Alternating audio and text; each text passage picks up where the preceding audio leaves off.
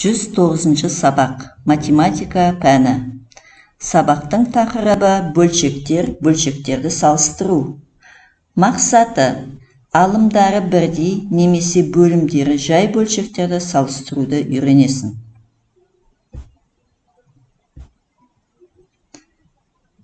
Балалар, бірінші тапсырмаға қарайықшы. Әлия мен Болат сыныптастарының арасында сендер қандай су ішесіңдер деген тақырыпқа сауалнама жүргізді. Мәліметтер диаграммада пайызбен берілген. Диаграмма бойынша теңсіздік құрастыр және жаз. Мына диаграмманы оқиықшы балалар. Яғни сатып алынған суды балалардың 15% ішеді екен. Ал бұлақтан, құдықтан, яғни өздері қазған құдықтан балалардың 51% ішеді екен.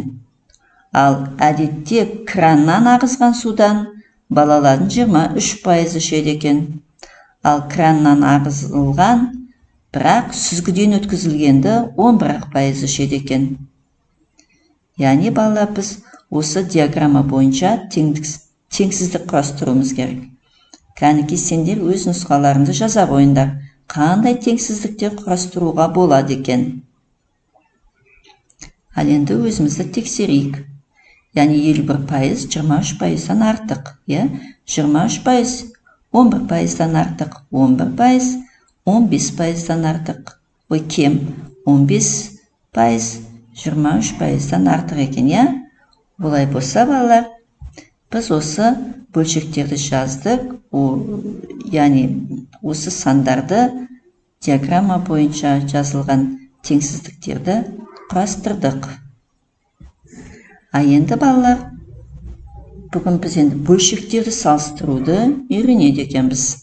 Мына суретке қарайық. Фигуралардың қандай бөлігі боялғанын жазайықшы кәні. Біріншіде, яғни 4 бөліктің біреуі боялған, олай болса 4-те 1 деп жазады екенбіз. Екіншіде, 4 бөліктің 2-і боялған, олай болса 4-те 2. Үшіншісі 4-тің 3 бөлігі боялған екен. Енді салыстырамыз. Қайсысы үлкен?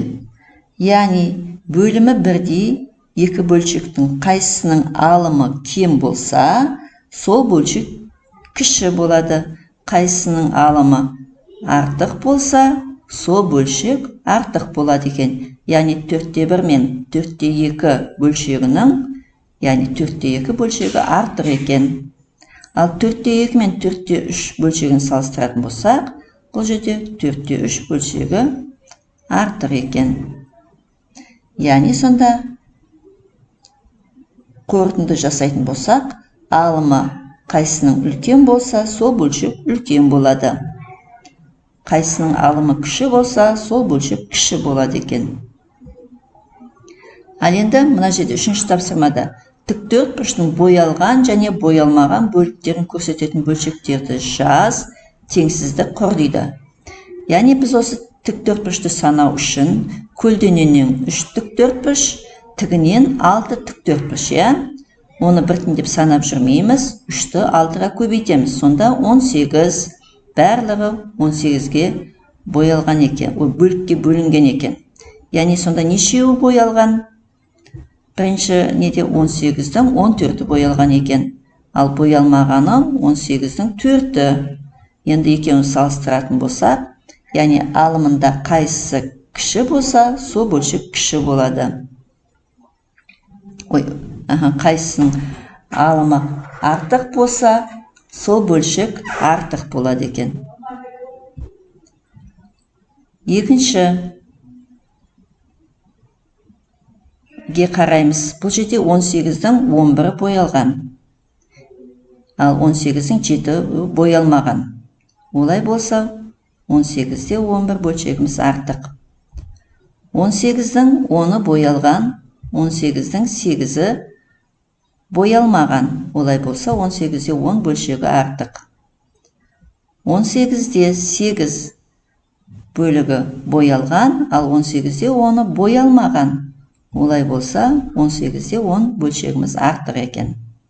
Яғни біз бөлшектерді жаздық, салыстырдық және теңсіздік құрастырдық. Ал енді балалар, келесі тапсырма, 4-ші тапсырма. Дөңгелектердің боялған бөлігін білдіретін бөлшектерді жаз және оларды салыстыр дейді. Яғни бірінші бөлшекте, бірінші дөңгелекте 2/1 бөлігі боялған. Ал келесі дөңгелекте 3/1 бөлігі, 3-тің 1 бөлігі боялған. Төртіншіде 4-ке бөлінген, сон 4-тің 1 бөлігі боялған. Бесіншіде 8-дің 1 бөлігі боялған. Енді бұл жерге қарасақ, бұлардың бөлімдері әр түрлі да, ал алымдары бірдей екен. Алымдары бірдей екі бөлшектің қайсының бөлімі үлкен болса, сол кіші болады екен. Яғни салыстырған нұқта 3/1 артық 4/1-ден. 4/1 бөлшегіміз 8/1 бөлшегінен артық болады екен. Яғни біз бұл теңсіздік құрастырдық және бөлшектерді салыстырдық. Есіңе сақта, бөлімі бірдей екі бөлшектің қайсының алымы кем болса, сол бөлшек кіші болады. Алымдар бірдей екі бөлшектің қайсының бөлімі үлкен болса, сол бөлшек кіші болады екен. Ал енді бала, 5-ші тапсырма өздік жұмыс. Бөлшектерді салыстырамыз. Бұл жерде де, яғни алымдары қайсы кем болса, сол кіші болады, ал бөлшектің қайсының бөлімі үлкен болса, сол бөлшек кіші болады екен. Ал енді өзімізді салыстырамыз. 7/4 бөлшегі артық. Ал енді әсінде бөлімдері әртүрлі, ал асында алымдар әртүрлі. Сондықтан да алымдары қайсынікі үлкен болса, сол артық. Қайсының алымы кем болса, сол кіші болады екен.